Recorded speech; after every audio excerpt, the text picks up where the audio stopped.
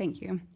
Chair Meek, Vice Chair McLain, members of the committee, my name is Emily McLain and I'm here on behalf of the Oregon Education Association. Thank you for the opportunity to provide perspective on HR 1 and its real and frightening impact on Oregon students, educators, and families. The Oregon Education Association, as you all know, represents 42,000 educators across the state of Oregon who represent a diversity of roles in our schools, from K-12 teachers to community faculty, community college faculty to counselors, bus drivers. In short, our members are the ones who ensure students arrive safely at school, that they're fed, supported in crisis, and who work in incredibly difficult conditions to support our communities every single day. The problem is clear. HR 1 benefits corporations and the wealthy, and it takes about $1 billion out of Oregon's revenue to fund our state budget. We have to look at both of these. The impact to Oregon directly conflicts with the Oregon Education Association priorities and organizational belief that a high-quality education system for all students is contingent upon necessary funding, resources, and support.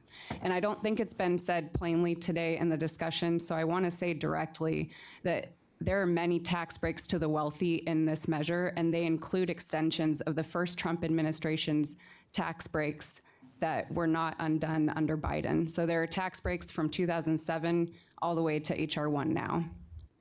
Yesterday in Senate Education, we heard about the immediate impacts of HR 1 on SNAP. In Oregon, 162,215 children directly certified for free they're directly certified for free meals through SNAP. School meals are more than a budget line item. They are lifelines that help students learn and grow. Hunger in public schools is a real problem, and it is heartbreaking. Children cannot learn if they are hungry. The cuts from the tax bill will hit hardest in places where families are already struggling the most. The HR 1 impact on Medicaid is incredibly harmful to schools. Hundreds of thousands of school-age students rely on Medicaid. Access to health care is essential for our schools. The thing is, we already know that we need more revenue in Oregon to fund our schools that our students deserve. Oregon has not been able to make investments that parents and educators have called for special education, for example. HR 1 impacts exacerbate that situation. Over 700 layoff notices went out across the state for K-12 educators last spring. So inadequate budgets, uncertainty, and budget cuts are already a reality that are negatively impacting schools. OEA represents 4,000 folks at 11 different community colleges, and we're hearing from our members that community colleges are already making cuts to their budgets because of the actions on the federal level. At LCC, they're considering $9 million in cuts over 3 years. At Chemeketa, layoff notices were served to faculty due to delays in a distribution of funds. And things will only get worse as we start to feel the impacts of HR 1. At the same time, we know that in bad economic times, community college enrollment skyrockets.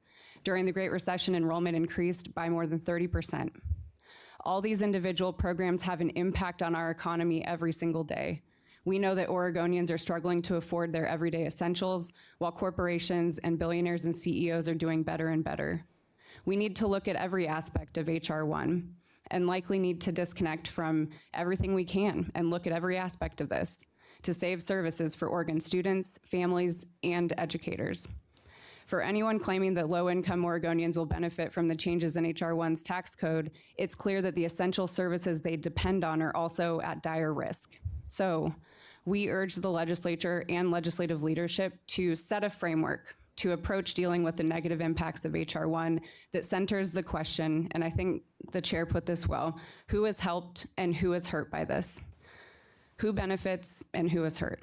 That framework depends on looking at each part of the tax code and considering disconnecting to maintain critical services that feed people, ensure people can go to the doctor, and ensures our budgets that students, educators, and families in our communities rely on.